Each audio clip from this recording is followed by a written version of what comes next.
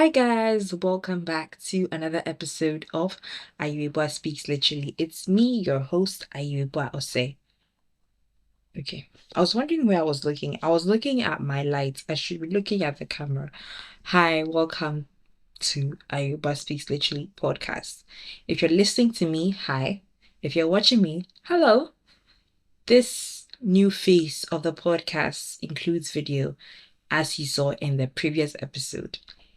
If it's going well, tell me to keep going. If not, we'll go back to just the audio. Anyway, hi. So this is a podcast that talks about the random things and the random thoughts that shape my personality. And I don't know how exactly this topic shapes my personality, but I think it does because I'll be having a discussion with another sister. Last week you saw two sisters, and today you're seeing, did I say last week?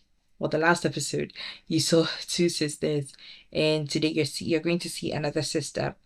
And I've sought help from ChatGPT, okay, to give me an intro speech on this episode. So this is what ChatGPT told me to say to you guys. Listen. Welcome to Ayirebuah Speaks Literally, the space where we have conversations about random things and random thoughts that shape my personality. I'm your host, Ayirebuah, and today we're diving into a topic that's often talked about in whispers, but deserves our full attention: postpartum and postpartum depression. Becoming a parent is a beautiful and transformative experience, but for many, the reality of the postpartum period comes with unexpected challenges. Today, we'll explore what postpartum really looks like, physically, mentally, and emotionally. We'll also shed light on postpartum depression, a condition that affects millions of mothers and families, but is still clouded by stigma and misunderstanding. Whether you're a new parent, someone supporting a loved one, or just curious to learn more, this conversation is for you. We'll be sharing real stories, expert insights, not really, and resources, yes, to help us all better understand how to show up for ourselves and each other during this delicate time. So grab a cup of tea, settle in, and let's get real about postpartum and the healing that comes with it. Let's start the conversation. Yeah, that's what ChatGPT told me to tell you guys. But really, that's what the conversation is going to be about. So we're not going to talk about it as experts, but we're going to talk about it as people who have been through it. So my sister has been through birth, so we're going to talk about what life is after birth. How are the first few months, the first few days, the first few hours even, and talk about how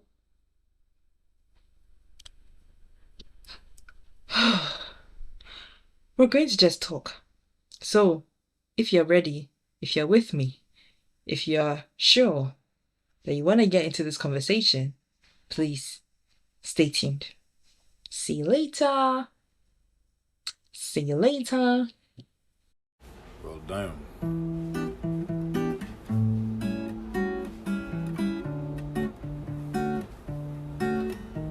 Hello, how are you feeling? So glad you tuned in. Let's get to talking. Nah. Ayirebuah speaks literally. Yeah, she's speaking literally. About things like literary. Whether happy, scary, or teary, she'll have you feeling very merry. She's about to kill. Nah.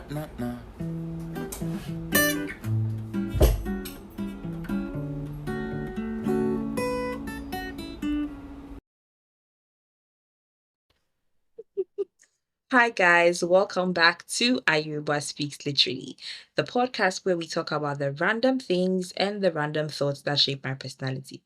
Like I said earlier, I don't know how exactly this random thoughts or this random conversation shapes my personality, but I know who shapes mine is my sister, Nanama. Hi, you're welcome. So you're welcome. You're welcome to Ayirebuah Speaks Literally. How are you today? Thank you, Rama. I'm happy to be here today. I'm doing Blue very well. four, blue four, blue four. I'm doing well. Thank you. How are you too? I'm fine. It's quite chilly, but you know. I'm managing. Why are you rolling your eyes? Okay, so like I said, we're going to talk about um let's say childbirth, postpartum, and postpartum depression. But before we go into that conversation, tell us listeners of and viewers of Ayirebuah Speaks a little bit about yourself, something interesting about you. Like maybe I'm your favorite sister, anything. I'm Nanama. Hi everyone, I'm Nama. I'm a pharmacist. Um, I'm a mom of two, and I love life. Hey, love life. Wow. Okay, that's very nice. So, guys, this is one of my sisters. In the last episode, we mentioned her when we're talking about anyway, go and listen to that episode and you hear what I said about her. Okay, so first of all, how are my babies doing? Are they fine? Have you fed them? Is everything cool? Yeah, everybody's fine. They are asleep now. Hmm. That's where you come out to play. Okay. Mhm. Okay. So let's start with the conversation, shall we? Um, let's take it back a little bit, a few years ago, before you even um started the pregnancy or the childbirth journey. What were the conceptions you had about pregnancy and childbirth? Um, I thought, what everything I knew or thought I knew was from the movies. So, um, I thought it would be a smooth process. You know, in the movies, everyone who is pregnant, okay, no, I didn't think it would be smooth. In the movies, everyone who is pregnant starts off with the vomiting and Mm-hmm. during the news, and everybody's all excited, and then you have the bump, and then you get to the uh, where you have to push, and they're always screaming. I wondered how it would feel like. Mm-hmm. So, that was what I had in mind about pregnancy. And Nothing really special. and when you got your first experience, how close were you to that conception, or how different was it for you? Oh, the first one was very different. First I didn't experience any nausea, nothing. The only Mm. thing I couldn't stand the smell of in the first trimester was chicken. I couldn't stand the Are you smell of sure? Didn't you eat chicken? first trimester. No, I didn't. It was after. Yeah.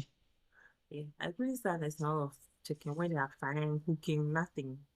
But apart from that, everything was smooth. But you No liked nausea, vomit. gobe.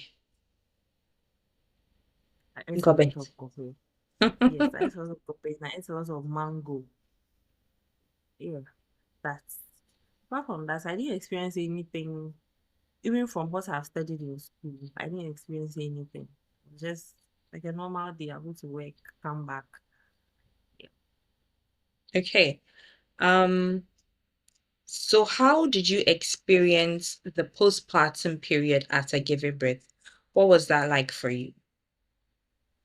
That was a tough one because I really didn't know what to expect. You know, in the movies, they don't show you what happens after they go home with the baby. They just show them going out of the hospital and then that's it. And being a first time mother, everything was new to me. How to Mm-hmm. breastfeed, how to know what the baby wants at what time, points in time, um, and even taking care of myself. So the whole experience was difficult because right after birth, you're expected to be taking care of the tiny human. No one else will take care of the child, is you. And you've had barely enough time to recover from the whole ordeal. So it's quite challenging. And my personal story is that I was in school, two different schools at the same time. I had Hmm. just delivered. So I had to juggle school and um taking care of the baby. And it was overwhelming at a point. but I had a great support system. I had my parents, I had my in-laws, my mother-in-law and my mother, they were very great. And I had Mm-hmm. you also supporting and my husband as well. So they took the burden off me a little. So I don't know how the women who do it alone do it. They are super women, honestly. Yeah. It's a lot to deal with at that point, especially if you're a new mom, not knowing what to do and how to navigate all the challenges that come up. Okay. Yeah. That is good. That is actually very true because a support system in any kind of situation, especially this one, is really, really important. I want to go back a little bit to ask, what were some of the biggest surprises about motherhood in general that no one prepared you for? No one told me that after I come home, I'll be bleeding for like 6 weeks afterwards. I was like, what is Really? it? That was one. You will not sleep. Like in fact, look at my eyes right now. You will not sleep. That was also one. Your life your life literally is going to revolve around the baby now. Yeah. That was something I was not prepared for. I was like, I thought, oh, even with the help that I get, you can't overstep. They are helping you, Hmm. so you can't just leave everything to them to do. You get it. Yeah. So now I had to make like put on my big girl pants and make serious decisions. And now I'm not the Nana mother used to, come take a long nap, relax. I could go out and just go and window shop and all those things came to a stop. I can't do that anymore. Yeah. So So that was a major change for me. would you describe it as like having less time for yourself? Yes, having less time for myself and having to think about a tiny human all the time. New I like the responsibility. way you're describing them as tiny humans. Okay. So, my next question is, were there any unexpected physical or emotional challenges you faced during your postpartum? Definitely. Mm-hmm. I before pregnancy I was a size 12. Oh. After please, I was a size 12. Okay. After after pregnancy, I gained so much weight. Um During pregnancy, I don't think I gained that much weight. It was after because my milk wasn't coming in. And Mm, I tried all sorts of like different remedies, just trying to get it to flow. I I was drinking mashke almost like 3 times a day, like it was mm-hmm. medicine. Brune and Cartier. Eh, I bought some lactation tea. Mm, I was bloated all of a sudden. It like happened overnight. I slept and woke up and I was big. So you were here when I started my weight loss journey. You know the work I put into it to lose all that weight. And yeah. then I just gained, it was even more than the weight What I you had lost. when I started the weight loss journey. So it really had an impact on my self-esteem at that time. But then again, I thought I was like, you just created a whole human being. Yeah. That that's a lot of it takes a toll on your body. You should be proud of yourself and you've done it before, you can do it again. So I motivated myself with those words and I didn't feel too bad about it. And then emotionally too, the hormones. I was like, sorry, the mood swings it was too much. I'll cry over the littlest things. I remember I had an argument with my mom over the type of feeding bottle she was using for the baby. And I was crying, crying. And I know you were laughing at me. You were trying to console me, but you were laughing at me at the same time because the way I was crying was as if someone had died or something. No, it was a feeding bottle. I was like, use the anti-colic bottle. Don't use any. And then I just, And she's like, and then she's like, and then colic. About colic. Our colleague is to say colic. and then I was crying like someone had died. You don't understand, please. So, just the littlest things you be crying, you have mood swings, then you're all excited and then you're angry. So yeah, that was also I was because I was not an emotional person like that before leaving bed. So the crying, the anger, the sadness, it was too much as well. But Mhm. it's all settled at some point. Did you have a way of managing those emotions? I didn't. It was my first time. I didn't even know what was happening to me. I was like, "Ah, what's all this? Why am I crying over a feeding bottle?" Sometimes I look back and I laugh so much at some of the things that I used to cry about. Some of the stories come between my husband and I. You will just burst out laughing. But very little things I'll be crying. And so it was the first time. The second time around, I managed my emotions better. I mean, Yeah. it is still there. You have like the best styles and things, but the crying and those things, I think I've managed my emotions better this time around. Mhm. So you mentioned the weight gain, the physical change of it all. Did you feel pressure to bounce back physically and then also emotionally as a childbirth? Or how did you even manage or navigate that? Was there any pressure to bounce back? Personally, I've been really big about being healthy, staying Mhm. healthy. So I was very into the whole weight loss journey that I went on. So initially, I was giving myself pressure that, oh, I have to lose weight before I even get pregnant again. So I tried, but life really, I just came to the point where I was like, now I need to take it one day at a time because Mhm. I was juggling so many things at the same time, and I felt like doing that was going to give myself pressure. More pressure, yeah. Yeah, so I'll take it one day at a time. It took me this long to raise a human being. I need to be patient with myself and I'll Yeah. get there again. Not as fast as the first time, but I'll get there. So That's I the when I word. felt that pressure, I didn't get pressure from anybody. Everybody was very supportive. My husband was very supportive. He, like it was the support I got from everybody was just amazing.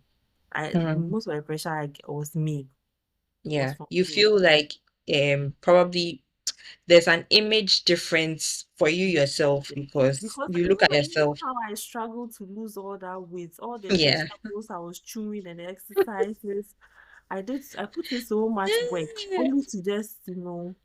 So I was feeling very, very bad. I'll not lie about it. So I was giving myself unnecessary pressure. Yeah.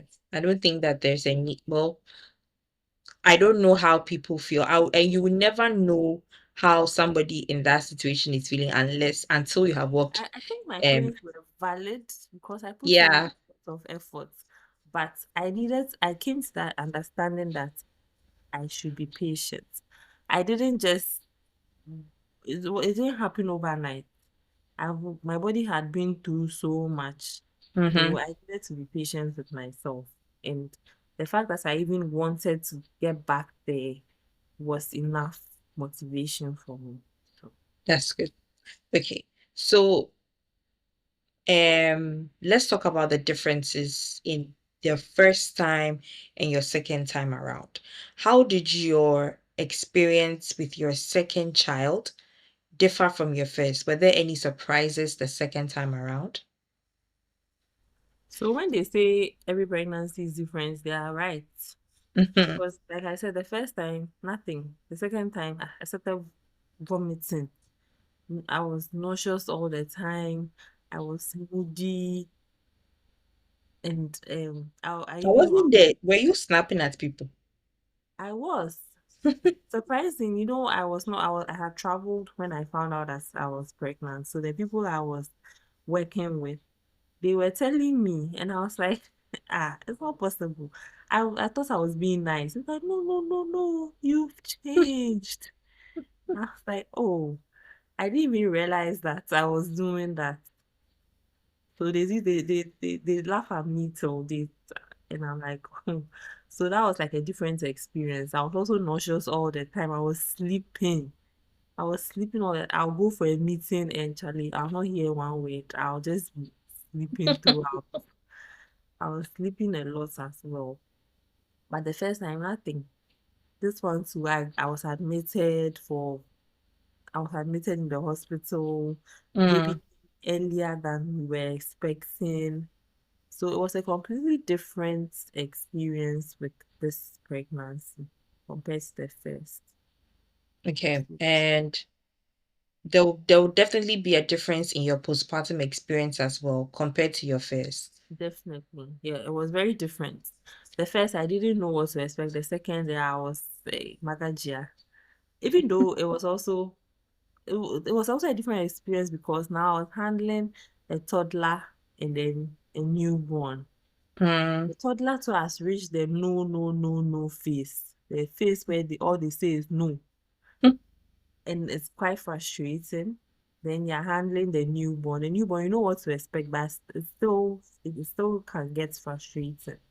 So even though I knew what to expect with the newborn, it was also um a tough time a little. But again, I have support. I have a support system, so it took the burden away from me a little. My dad, my mom, they've been very great with helping me um navigate everything. navigate everything this time round.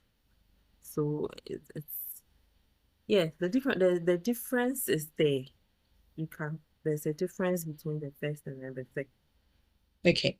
Now I want us to give a better understanding on what exactly postpartum is because your my basic understanding or what I've always been working with is that postpartum means when you've given birth, the period after that.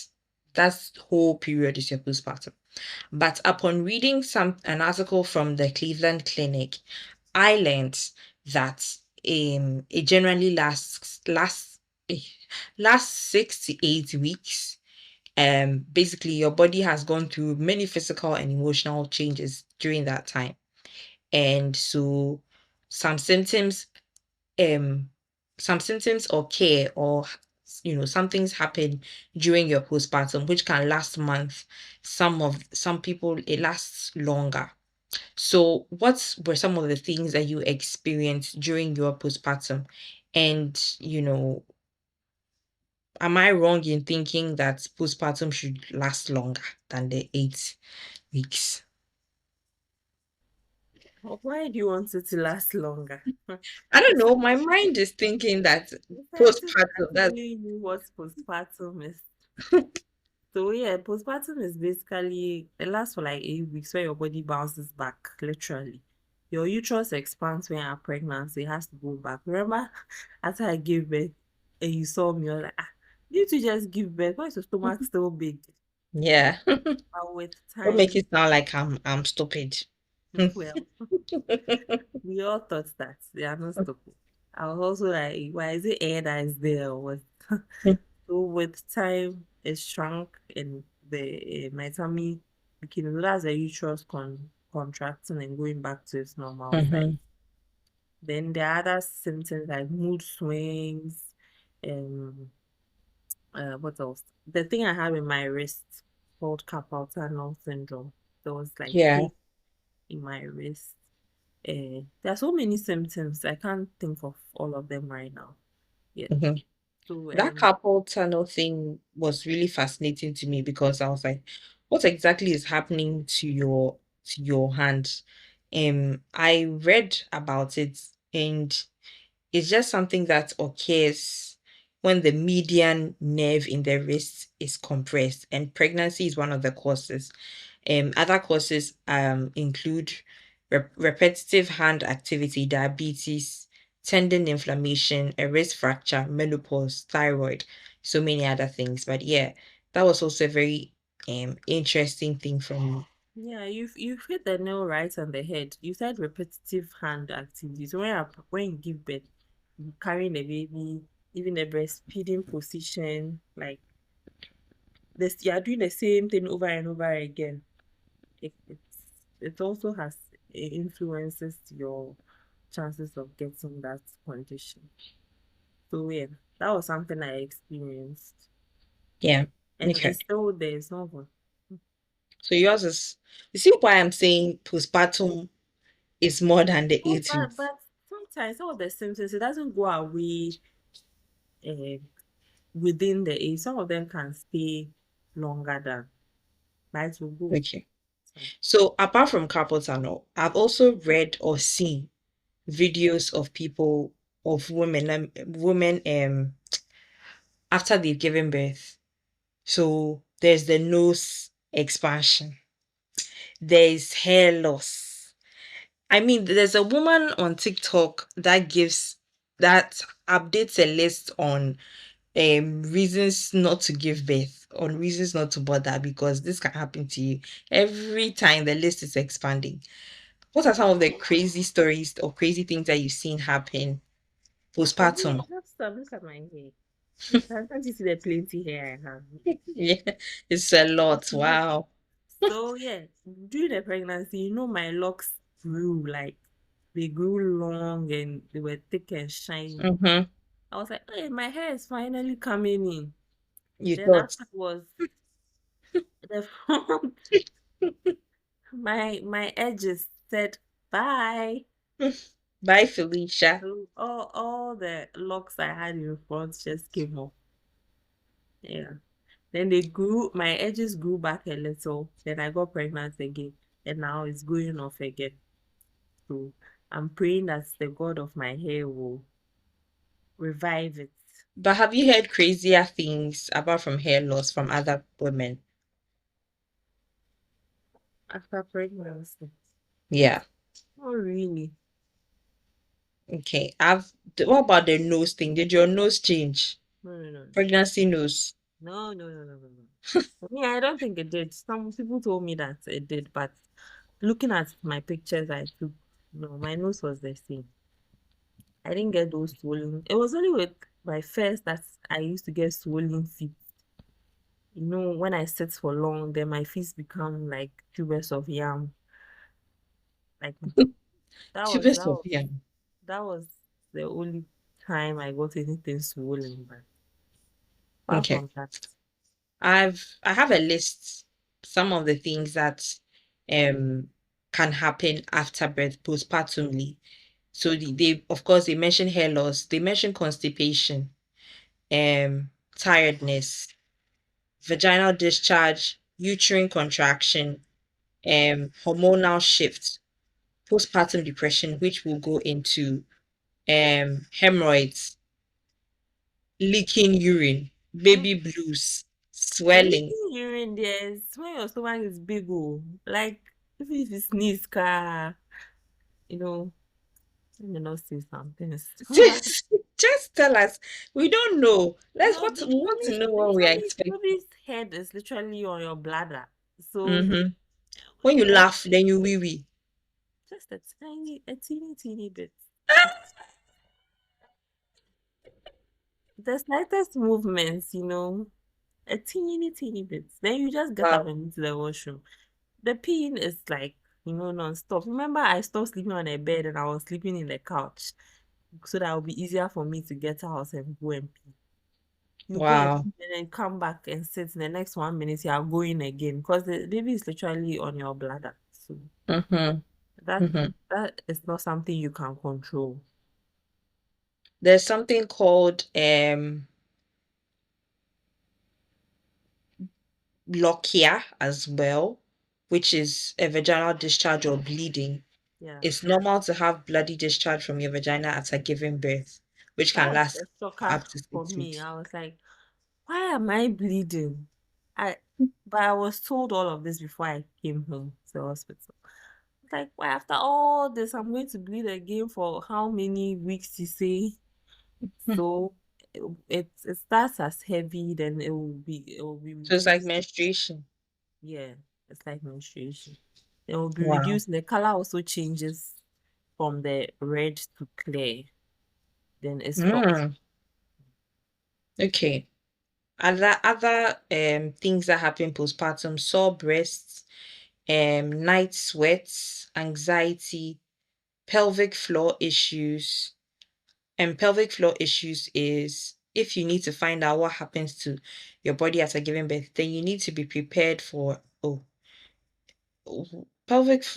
I'm trying to find it there. Anyway, I was trying to find the meaning. It's not there. Anyway, so yeah, these are some of the things that can happen postpartum. So yeah, on the list was postpartum depression. So let's get into that conversation. What do you understand by that generally? I think the name is self-explanatory. But Yeah. so if you want my take on PPD, I think it's something it's very serious and needs to be talked about. Um, during my first pregnancy, I used to go for antenatal, but it was right after COVID, so I think they were now like finding their feet and everything. So we didn't have Mm-hmm. a class on that. But my doctor spoke to me about it. My doctor was great. He spoke to me about it. So that gave me an idea of what to expect. And I also read on it and all of that. Yeah. And I must say it's very real. It's not something that is far from anyone. Initially when they were talking about it, he was talking about it, I was like, this thing it won't happen to me. I have help, I'm a hard girl. I can take all Mm, these things. But girl, it's real. It's yeah. real. Okay. So I think it's something that we should talk about because it's really downplayed, and in Africa they think that when you say how you're feeling, you're complaining too much. But at that time, the woman really needs a lot of support Yeah. because her body has gone through so much. She's gone through so much emotionally, physically, mentally, and there's a lot of change happening around her. So that is she needs an outlet, and um PPD is something that needs to be talked about more often. And I think Yeah. that when my second pregnancy, we had a class and it was a great session where we all interacted, shared our experiences, and we knew that we had like a support system in our facility where we could um, turn to if we were experiencing any of these things. And I think I should bring this up to there's something called baby blues as well. And Mm, that's a milder form of PPD. It's not PPD. It's the basic mood swings that you get after childbirth. And usually it resolves after a week or two. But PPD goes beyond that. can But PPD last for years? if you don't get treatment, you have to Mm-hmm. get usually the baby blues, you don't need any form of treatment. It will go away on its own. PPD, you need to get treatment. If you don't get treatment, it can affect you in the long term. Okay. So let me just read what I have on postpartum depression. Um, from careinsurance.com blog. It says that the hormonal imbalances lead to excess emotions in females. Even weeks after the delivery, one can suffer from postpartum depression. Tiredness after pregnancy and irregular sleep patterns lead to improper routines. And all this can create feelings of anxiety, sadness, and depression after pregnancy. So when you look at your journey, first time, second time around, would you say that you experience more a weird amount of tiredness or a regular amount of tiredness? Which which is which? It's a weird amount. None of it has been easy. The first time I didn't know what to expect, so that was tough. The second time, too, I'm juggling toddler, a new baby, school, work. So the tiredness has been weird, but I'm fortunate to have a great support Mm-hmm. system. So Yeah. they take the burden off me a little. So this situation or this yeah, let me say situation, like you mentioned, rightly so, should be spoken about. And I'm glad to hear that your care provider spoke to you about what to expect um postpartum depression wise. And as I've read, it it comes as a result of your tiredness. If you're not getting enough sleep, um again, you are looking after a child that cannot communicate to you apart from crying that this is what's wrong with me, this is what I need, this is what I don't need. And so it's important for us to make people that are going through it feel comfortable enough to tell you that, look, I know this is a wonderful thing that I have done. I know this is a wonderful experience that I've gone through, but I am not happy in my situation. And nobody should berate them or think that, oh, you are doing this or you are not strong enough. It is a very real thing. As I've said, it's a type of depression that causes extreme sadness. So it's not something that will probably, like you said, it's not going to go away if you're not treated. And it's extreme sadness and despair in the weeks and months after you have given birth. So unlike baby blues that you mentioned, it doesn't go away, and it often involves treatment with medication or behavioral therapy. And uh, so yeah, do you think that there are treatments like that, the behavioral therapy in our setting? Oh yes, there are. Why are you laughing? I think that so every pregnant woman, when you're going for antenatal, go with your partner or somebody in your support system and healthcare providers to have a class dedicated to PPD. Talk about it. It is real. We as our culture makes women look like we are super women and we can handle everything life throws at us. It is not that way. We are human beings. We are emotional beings. Um, we get tired. Mm, To have a class dedicated to PPD, talk about it. Let women know that it is normal to feel that way, and but you can get help. Let their partners or support system know how they can help women after childbirth.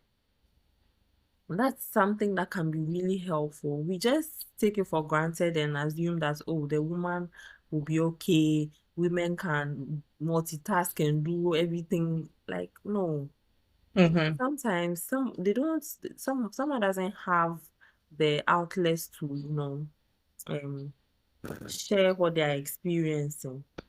So create that safe space for women um, to know that no matter what, they, they have something that they can lean onto during that difficult period. Yeah. Okay. Let's Thank you so much for that, by the way. But let's get into a little bit of joy in our conversation before we wrap everything up. Um, can you tell us um some of the most rewarding parts of raising children, raising in your case, two children, what are some of the things that they do that you'd be like, oh, what are some rewarding things about it? So before you give birth, before I gave birth, I thought, oh, after the baby comes, I'll forget about all the troubles I went through. That's what they say, though. Everybody I interacted with, they'll tell you that when a baby comes, you forget about everything that you've gone through, and it's not true. Well, to me, it's not true. I didn't forget anything, and it only got worse when I came home because it was just stress after stress after stress. But now that like he's growing, he started school, and when he's trying to communicate with you, it's nice seeing that you've been able to train a tiny human to to um to get to this point. When he says some things that he learns from his cartoons or in school, I thought that I get sure like, hey, you know all of these words, you know all of these things. Like I'm not doing a bad job, oh. Like He knows the sound a cow makes.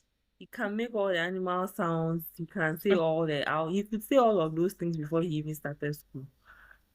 And so like it's just beautiful to see. But you don't forget anything. Yeah, it's What about beautiful. your second child? What are some things that she does that are rewarding? Hey, she's in a hurry to grow up. She wants to, when she sees her brother, she's always happy. She'll be laughing when she sees him. She wants to walk. Like, and she's right now, when we are eating, oh, she wants to join us. She opens her mouth, and that's beautiful to see. But it's not time. She has to wait small. She Yeah. was the one who came earlier than expected to. Yeah, so she's She's in trying a to do hurry. everything quickly as well. So it's nice to see that you're making an impact in a human being's life. But we don't forget. You say you don't forget yours. Okay. Okay. So what has been, so if this is rewarding, what about challenging? What has been the most challenging part of transitioning from one child to two? Um, it's just trying to be there for both of them because Mm, having a newborn, you are the baby's food, so you have to be available all the time. And if you have babies like mine who didn't like feeding bottles, and like you have to keep on trying till they get, mm. you are constantly with a new baby. But I know that I need to give the toddler attention as well. So I try to do his homework with him, play with him, and I also need to rest. You're giving him homework. Eh? He has homework every day. I don't even know What why. homework? He doesn't even know what he's doing. Anyway, so yeah, trying to be there for both of them and also for myself, and then my husband as well. So I have to juggle all of this, and I'm trying. I'm a human Mm, being, so yeah, you're doing well. Clap well, for yourself. Okay. If you could go back in time and give yourself advice before having your second child, what would it be? wait. Oh, I would have waited maybe another year Mm, for Pupu to grow up a little, just a mm, year. okay, Uh, fair I enough. think having hair now makes a difference because whatever you do, you give birth. So I'm just trying to, push through all the challenges that I'm going Okay. So, so far we've spoken about what you thought about before getting pregnant, how your experience was, and what happened afterwards.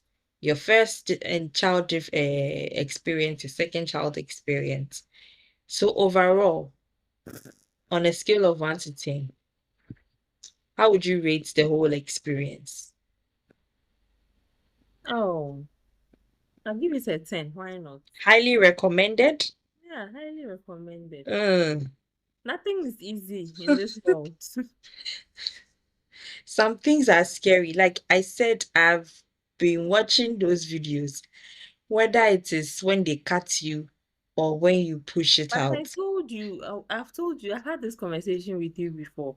Before my first child, I went to watch those videos and I scared myself. So See, the whole theater experience was like I was just in panic mode. But remember, it was the smoothest thing I've ever experienced. I did not that's what feel you it. see. I didn't feel anything. That's how they get Genuinely. you. After after I went to interact with people, they tell you that "Hey, you can't walk, you can't do this." I didn't feel anything. I was walking about, doing my normal But thing. that's you. It was the second one. The second one that I felt, and that one, the toddler was on admission right after I gave birth. So I was up and down, up and down. So that's the one that kicked me, but it was because of that.